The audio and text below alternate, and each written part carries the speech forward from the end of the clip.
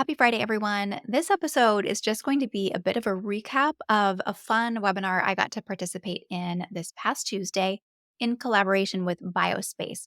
So I will link to the full length webinar, which was a full hour. We really did a deep dive into what is happening around the state of the job market, the problems and troubles and woes that job seekers are facing right now, and I helped to give some really actionable feedback. So I really hope you enjoy this. I'm just going to high level this for you.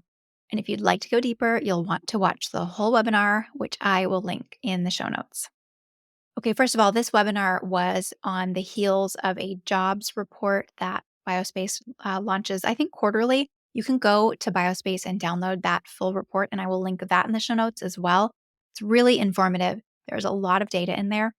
Chantal, who is the VP of marketing, really went over kind of the state of the industry. So, long term, the outlook remains really positive.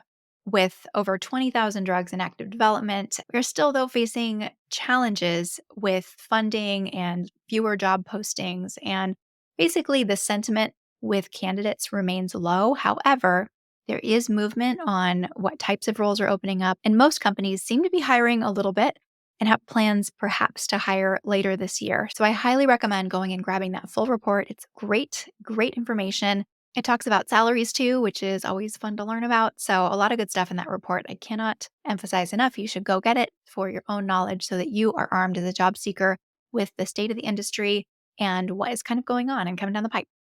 Okay, I'm going to get into what I discussed along with Greg Clouse, who is the BioSpace recruiting manager. We dove into a Q&A, and we had sort of gathered some questions ahead of time, and then we did a little bit of an audience Q&A as well. The questions we gathered ahead of time were some of the frequently asked questions that I get a lot in the community, that Greg gets in the course of his work.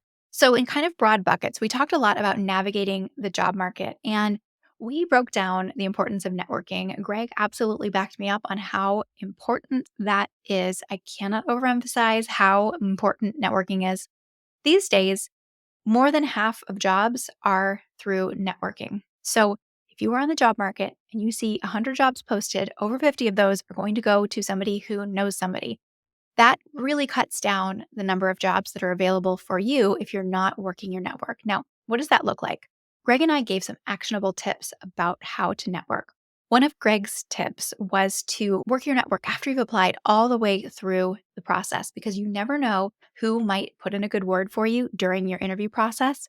And my tip was to work your network as you're applying. So I know we're basically saying just network all the time. And yes, that's exactly what we're saying. You need to network your butt off. That is really part of your job as a job seeker.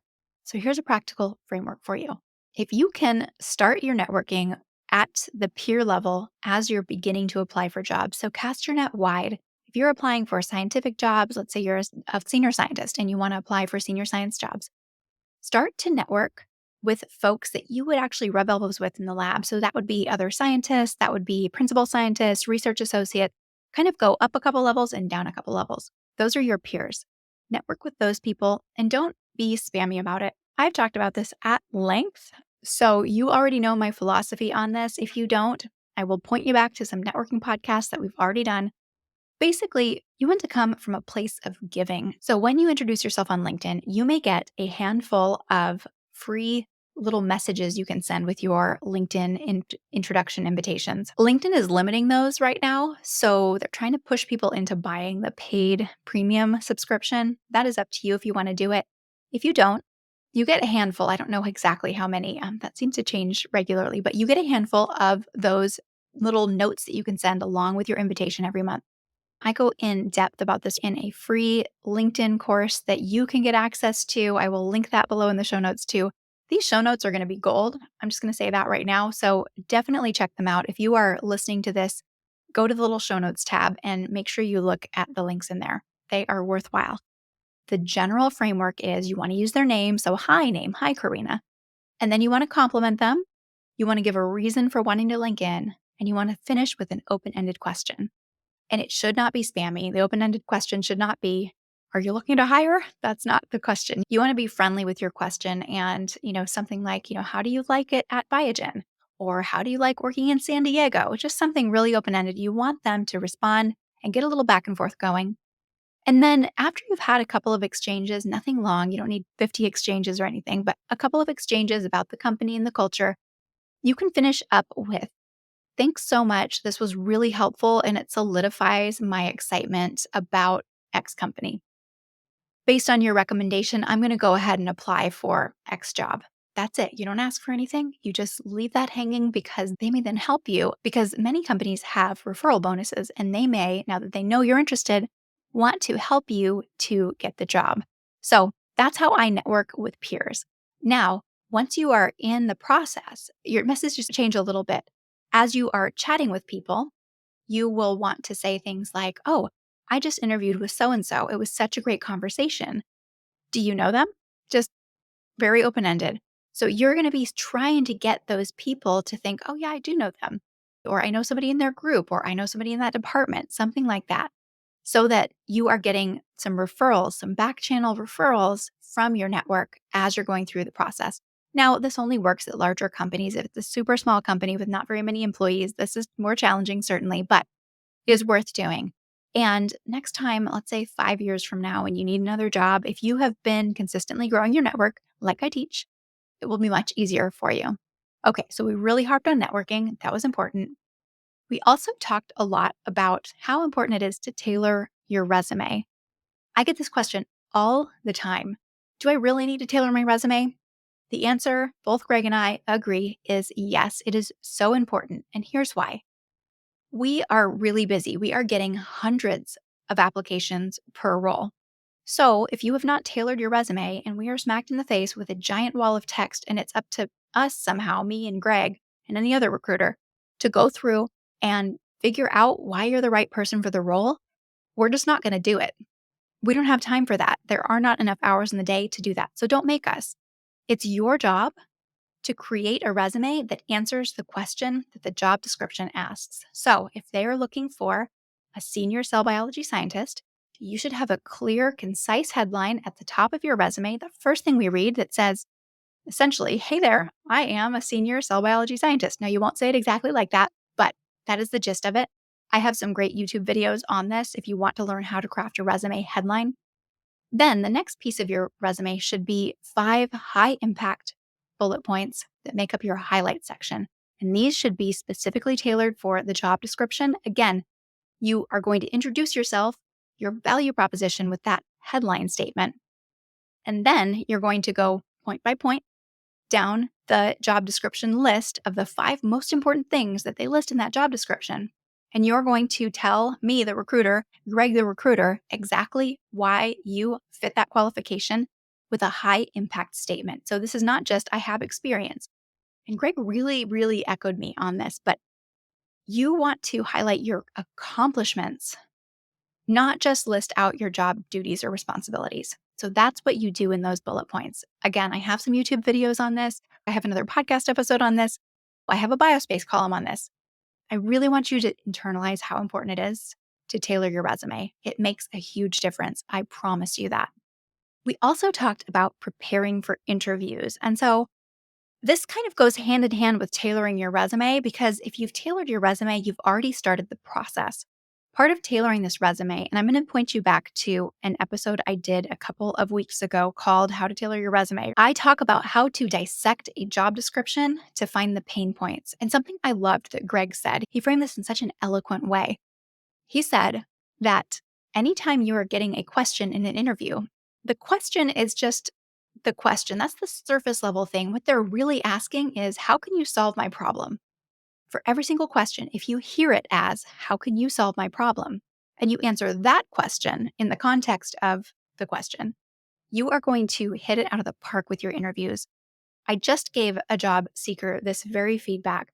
They didn't make it past the hiring manager interview and asked for feedback, which they should do. And I gave them very good feedback.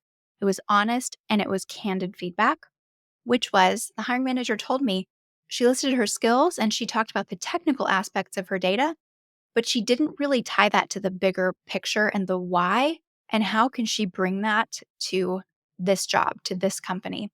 And that's what the hiring manager wanted to know. She needs somebody who can think through problems and troubleshoot and things like that. So had this candidate framed the data in that light, that would have really gone a lot better for her and played a lot better in the interview.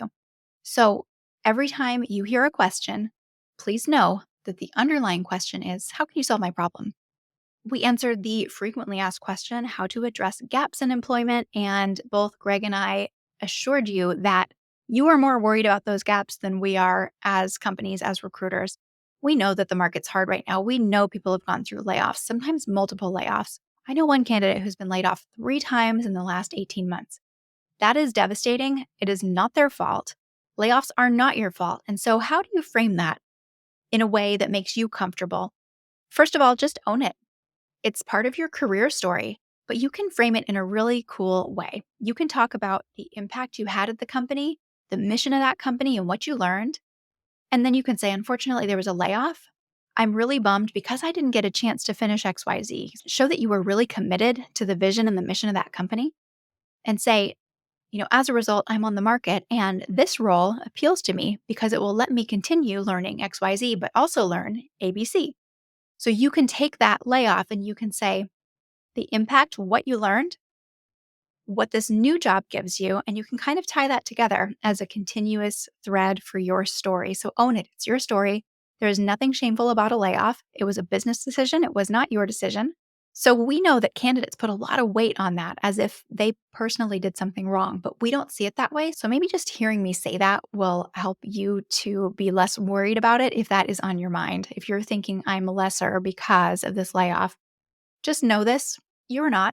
It is not your fault. And you can use this as an opportunity to find another exciting role that's going to give you the professional development opportunities that you would like. Next, we also discussed following up after interviews. So, a shockingly low percentage of candidates send thank you notes. This is very important. So, when you send a thank you note, which you should do within 24 hours, you want to include a little personal tidbit about what you discussed. And I like to take it even a little step further. So, if you had a great discussion with a hiring manager or an interviewer and you send them a thank you note, and they should be individual thank you notes, if you say something along the lines of, I really enjoyed our conversation on XYZ. It made me think after the fact of, and then put something interesting in there, something that you draw from your old experience or maybe a paper or a resource or something like that. Be really thoughtful with these thank you notes. People often just treat this as a check the box type of thing, but I know candidates who have landed jobs specifically because of thoughtful thank you notes. If it's neck and neck or pretty close between two candidates, the candidate that came forward with the more thoughtful, the more thought provoking, or the more insightful thank you note is going to get the job. So it is part of this process. You are probably not in multiple late stage interviews to the point where you can't take an hour or two after an interview and craft a set of thoughtful thank you notes for the interview team. And this can be at every step of the way. So when you have your hiring manager interview, send them a thank you note. Make sure that you cite something interesting or insightful that they said and compliment them. So coming from a place of gratitude, doling out compliments, and then adding to the conversation. Those are the components of a fantastic thank you note. It's a little bit hard to do, but if you are interested, join the Slack community and workshop your thank you note in the Ask a Recruiter room. We love to give feedback on those and sort of help you along the way because I know they can be challenging, but they are so important. All right, so that in a nutshell is what we talked about. There were a lot of other topics and we went pretty deep on some of these things. So I highly encourage you to go and watch the full webinar. It was great. It was so fun working with Chantal and Greg to put this on. The feedback we've gotten is amazing. It was one of the best attended workshops that they've had. So it was really worthwhile. And if you have an hour, go and watch that on YouTube. I will drop the links to that. I will drop the links to the resume course. I will drop all the links below. So please check that out. And if you're not in their Slack community yet, join that. I'll have a link to that too. It's free. I'm in there. I answer questions. It's a great community and you get perspectives from other job seekers and it's a chance for you to grow your network. You should be linking in with everybody in there. If you're interacting with them, you should link in with them. So with that, I will see you next week and I hope you have a fantastic weekend. Bye for now.